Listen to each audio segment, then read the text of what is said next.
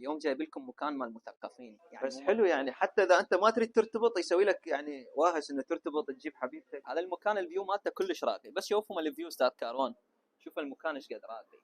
من انت حبيبك عايفك حاطه نفسك بالغرفه 24 ساعه وتبكين وتلطمين عليه، اذا تجين لهذا المكان انا اضمن لك مو بس تنسين حبيبك، تنسين حتى اهلك. القهوه اللي يقدمها هذا المكان 4 مكانات فقط باربيل يستخدمون هذا النوع من القهوه.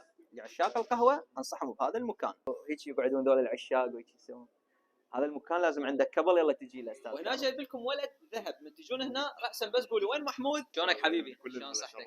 هسه الناس اللي راح تجي عن طريقي ايش راح تقدموا لهم؟ راح نقدم لهم انواع جدا مميزه وطعمات جدا مختلفه عن الكل. احنا القهوه نستخدمها هنا اماكن جدا نادره، يعني اماكن جدا محدوده تستخدم هذا القهوه. يعني نقدر نقول قهوه مال مثقفين هاي 100%، مو مالنا انا وياك. مو مالنا. المشكله حتى ذاك مشكله بينك وبين حبيبتك انها تنحل يعني، فمكان كلش هذا هو يحل المشكله.